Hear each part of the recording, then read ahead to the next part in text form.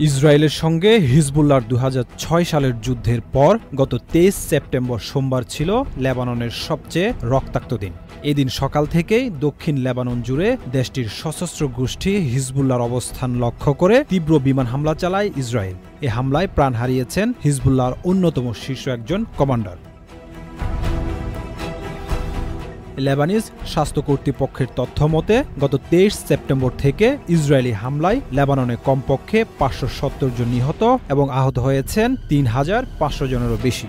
হামলার শঙ্কায় দেশটির দক্ষিণাঞ্চল ছাড়ছেন হাজার হাজার মানুষ। ইসরায়েলি বাহিনীর এই হামলার জবাবে তেল আবিব সহ ইসরায়েলের বিভিন্ন অঞ্চলে ক্ষেপণাস্ত্র হামলা চালিয়েছে হিজবুল্লাহ। এর মধ্যে ৩টি সামরিক ঘাঁটিও রয়েছে।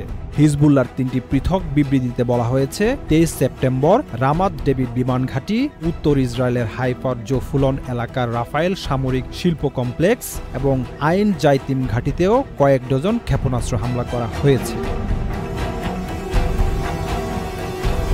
বিবৃতিতে জানানো হয়েছে গাজা উপত্যকায় ফিলিস্তিনি প্রতিরোধ আন্দোলনের প্রতি সমর্থন এবং লেবানন ও তার জনগণকে রক্ষার উদ্দেশ্যে হিজবুল্লাহ দখলকৃত অঞ্চলের বিভিন্ন গুরুত্বপূর্ণ সামরিক অবস্থানে কয়েক ডজন ক্ষেপণাস্ত্র নিক্ষেপ করেছে। গত সপ্তাহে লেবাননে একের পর এক পেজার ও ওয়াকিটকি বিস্ফোরণে কয়েক ডজন নিহত ও হাজার হাজার মানুষ আহত হয়েছেন। এর পেছনে ইসরায়েলের হাত রয়েছে বলে অভিযোগ উঠেছে, যদিও এই বিষয়ে কোনো মন্তব্য করেনি ইসরায়েলি কর্তৃপক্ষ। তবে ওই ঘটনার কয়েকদিন যেতে না যেতেই লেবাননের দক্ষিণাঞ্চল সহ রাজধানী বৈরুতে সরাসরি হামলা শুরু করেছে ইসরায়েল। ইসরায়েলের হামলাগুলো লেবাননের দক্ষিণের গ্রাম ও শহরগুলোতে ব্যাপক ধ্বংসযজ্ঞ চালিয়েছে এবং এতে ব্যাপক প্রাণহানির ঘটনা ঘটেছে। সামনের দিনগুলোতে আরও হামলা করা হবে বলেও সতর্ক করেছে ইসরায়েলের সামরিক বাহিনী।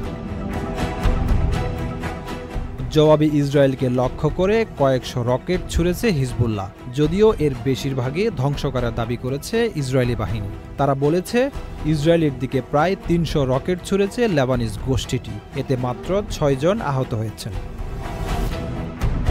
Mohammad Zubair, channel I online.